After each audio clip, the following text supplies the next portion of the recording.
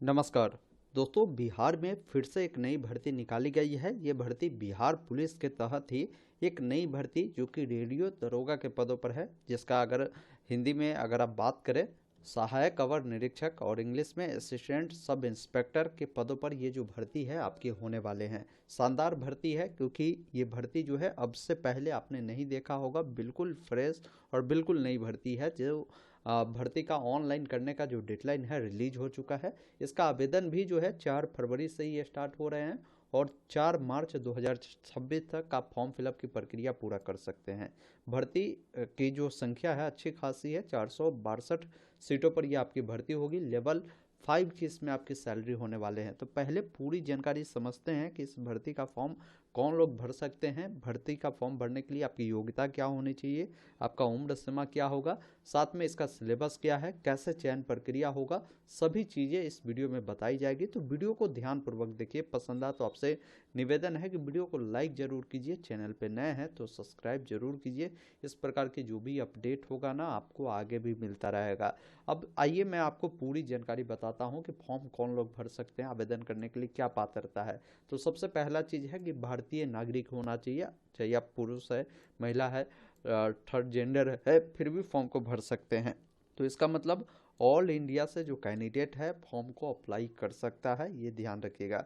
बाकी फॉर्म भरने के लिए आपकी शैक्षणिक योग्यता क्या होनी चाहिए, तो बोला गया है कि आपकी जो शैक्षणिक योग्यता होना चाहिए, किसी मान्यता प्राप्त विश्वविद्यालय से भौतिकी विषय के साथ विज्ञान में स्नातक यानी बीएससी आपने पास आउट होना चाहिए कम से कम 50% अंकों के साथ, तो आप फॉर्म को भर पाएंगे। वही कोई अनुसूचित जाति अनुसूचित जनजाति के कैंडिडेट है तो अगर 45% भी ग्रेजुएशन अगर आपका होगा बीएससी से तो फॉर्म को भर पाएंगे। आपका जो ये बीएससी कंप्लीट हो जानी चाहिए, 1/8/2025 तक कंप्लीट हो जानी चाहिए, तो आप एलिजिबल है। फॉर्म भरने के लिए आपकी उम्र क्या होगी, तो उम्र आपका जो होगा इसमें बोला गया कि न्यूनतम आप 21 वर्ष के होने चाहिए। जनरल के अगर आप पुरुष है तो अधिकतम जो है 37 वर्ष चाहिए। अगर जनरल के कोई महिला है तो 21 वर्ष से 40 वर्ष रहेगा। वही पिछड़ा वर्ग अत्यंत पिछड़ा वर्ग के पुरुष महिलाओं के लिए 21 से 40 है। अनुसूचित जाति जनजाति के पुरुष के लिए 21 से 42 वर्ष है, महिलाओं के लिए भी सेम है। और इसमें क्या है ना कि उम्र सीमा में छूटे भी मिलता है, SC ST को 5 साल, OBC को 3 साल। उम्र का जो गणना है 1/8/2025 के अकॉर्डिंग ही किए जा रहे हैं, ये भी ध्यान रखिएगा। इस फॉर्म में क्या है ना कि आपकी हाइट दौड़ ये सब भी होगी, ये भी आपको ध्यान रखना है। तो उस चीज़ों पर भी आपको ध्यान रखना है। आपके शारीरिक मापदंड देखी जाएगी कि आपकी जो हाइट है वो क्या है। अगर आप जनरल के पुरुष है या पिछड़ा वर्ग के पुरुष है तो आपकी हाइट कम से कम 1.65 सेंटीमीटर होना चाहिए। अत्यंत पिछड़ा वर्ग अनुसूचित जाति अनुसूचित जनजाति के अगर आप पुरुष अभ्यर्थी है तो आपका 1.60 सेंटीमीटर यहाँ पर बोला गया कि होना चाहिए। और सभी वर्ग के महिला अगर आप अभ्यर्थी है ना तो आपका जो हाइट है वो बोला गया कि 1.55 सेंटीमीटर चाहिए, ये आपको विशेष तौर पर ध्यान रखना है। बात करें चेस्ट को लेकर तो ये चेस्ट सिर्फ पुरुष अभ्यर्थी पर ही लागू होगा, ये भी आपको ध्यान रखना है। तो बोला गया है कि अगर आप जनरल या पिछड़ा वर्ग अत्यंत पिछड़ा वर्ग के अगर आप पुरुष है तो बिना फुलाए आपकी जो चेस्ट है वो 81 सेंटीमीटर फुलाकर 86 सेंटीमीटर होना चाहिए। वही बात करें अनुसूचित जाति जनजाति के पुरुष का तो उनका 79 से लेकर 84 सेंटीमीटर होने चाहिए, यानी 5 सेंटीमीटर का गैप होना जरूरी है। बात करें वजन का तो वजन आपका 48 kg होना जरूरी है, ये भी ध्यान रखिएगा। ट्रांसजेंडर के लिए भी आपको यहाँ पर जो है जानकारी दिए गए हैं। बाकी यहाँ पर नियुक्ति प्रक्रिया को लेकर अपडेट बताया गया है कि नियुक्ति प्रक्रिया लिखित परीक्षा और शारीरिक दक्षता परीक्षा है, इसके आधार पर ही होगा। लिखित जो परीक्षा होगी प्रतियोगी परीक्षा, उसको लेकर यहाँ पर जानकारी दिए गए हैं कि यह परीक्षा आपके जो है 2 चरणों में होने वाले हैं। पहला चरण आपकी प्रारंभिक परीक्षा होगी, फिर आपका मुख्य परीक्षा होने वाले हैं। और लिखित परीक्षा सभी प्रश्न पत्र जो होंगे ना वस्तुनिष्ठ बहुविकल्पीय होगा, मतलब एक प्रश्न रहेगा उसका 4 विकल्प आपको मिलेगा, एक सही आपको करना होगा। प्रथम चरण आपकी प्रारंभिक परीक्षा जो होगी ना वो 100 अंकों का होगा। और बोला गया कि वस्तुनिष्ठ प्रश्न होंगे, बहुविकल्पीय वाले आपके ऑप्शन रहेंगे, जिसके लिए 2 घंटे की जो आपकी टाइमिंग है दी जाएगी। उसमें प्रश्न जो आएंगे सामान्य ज्ञान से आएंगे, समसामयिक मुद्दे से प्रश्न आपके आएंगे। जो कि बोला गया है कि सामान्य ज्ञान और समसामयिक मुद्दे से 40 प्रश्न देखने को मिलेगा। भौतिकी से संबंधित 60 प्रश्न पूछे जाएंगे। प्रश्नों का जो स्तर होगा स्नातक विज्ञान स्तर का होगा, मतलब ग्रेजुएशन का जो सिलेबस है उसके आधार पर ही आपकी जो है ये सिलेबस रहने वाले हैं, जिसमें 30% से कम अंक प्राप्त करने वाले अभ्यर्थी को मुख्य परीक्षा के लिए असफल घोषित कर दिया जाएगा।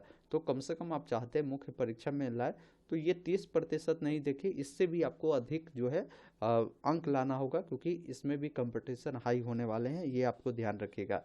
बाकी प्रारंभिक परीक्षा में प्राप्त अंकों के आधार पर रिक्तियों के 20 गुना जो सफल अभ्यर्थी है ना उनका मुख्य परीक्षा के लिए जो है कोटिवार जो मेगा सूची है वो बनाई जाएगी और उनको जो है जो मुख्य परीक्षा है उसके लिए बुलाया जाएगा, ये आपको ध्यान रखना है। बाकी जो आपका द्वितीय चरण होगा ये मुख्य परीक्षा का है।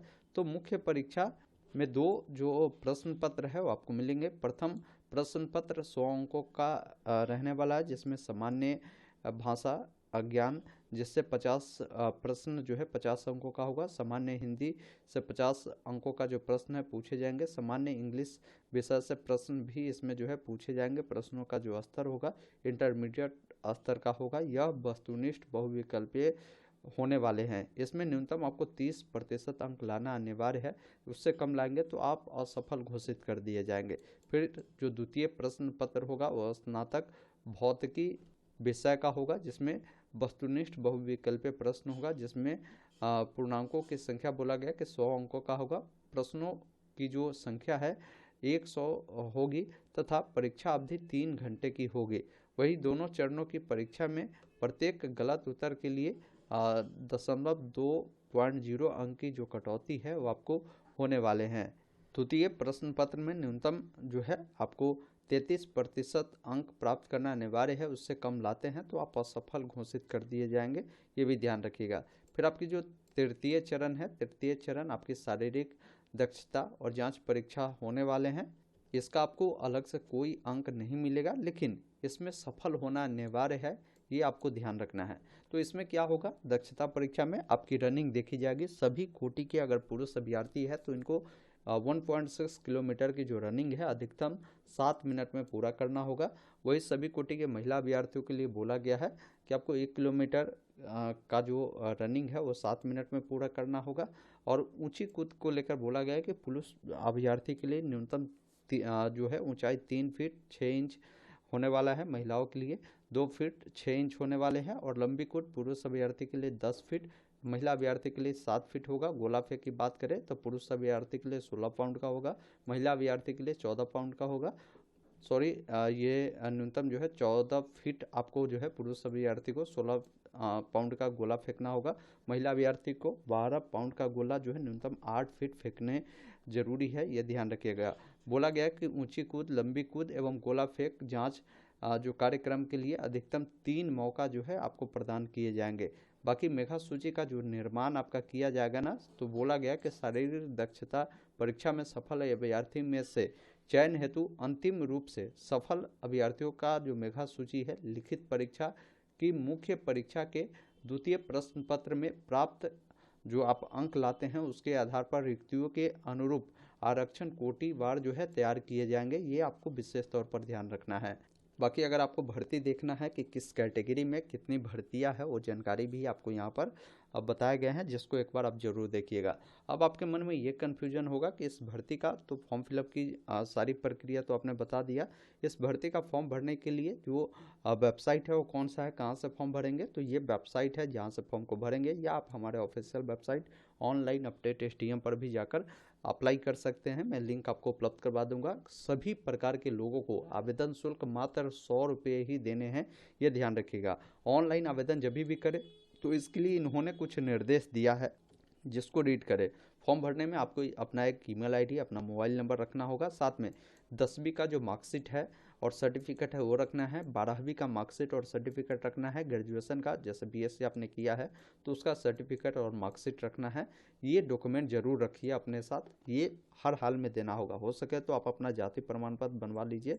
अगर आप SC ST है तो कास्ट सर्टिफिकेट आपको लगेगा, जाति प्रमाण पत्र। और ओबीसी के बच्चे जैसे बीसी वालों को एनसीएल सर्टिफिकेट लगता है, ईडब्ल्यूएस को ईडब्ल्यूएस, ये सब बना कर रखिए। हो सकता है डॉक्यूमेंट में अपलोड नहीं करने का बोले, लेकिन लास्ट में जब डॉक्यूमेंट वेरिफिकेशन होता है उस समय ये मांगा जाता है। तो करेंट डेट का फॉर्म भरने का जो अंतिम तिथि है ना, उससे पहले का बना होना चाहिए। तो आज ही मैं कहूँगा कि अप्लाई कर अपने पास जरूर रख लीजिए सुरक्षित। बाकी मैं इसका अलग से एक फॉर्म फिलअप का वीडियो भी लाने वाला हूँ, आप कमेंट बॉक्स में लिखिए कि इसका वीडियो चाहिए या नहीं चाहिए। बाकी सारा आप जो है गाइडलाइन देख लीजिए कि फोटोग्राफ बोला गया, फोटोग्राफ आपका जो होगा वो उसका बैकग्राउंड आपका सफ़ेद होगा और 15 से 25 KB के अंदर में होगा। हिंदी इंग्लिश सिग्नेचर जब भी करें तो सफ़ेद पन्ने पर आपको जो है सिग्नेचर कर कर अपलोड करना है। ये सारी चीज़ें गाइडलाइन में आपको ऑलरेडी लिखी हुई है, जिसको रीड कर लीजिए। मैं लिंक आपको दे दिया हूँ डिस्क्रिप्शन में। अभी भी इस वीडियो से संबंधित किसी भी प्रकार के अगर आपके मन में डाउट कन्फ्यूजन बचे हुए हैं, कमेंट बॉक्स में ज़रूर लिखिएगा। धन्यवाद। जय हिंद।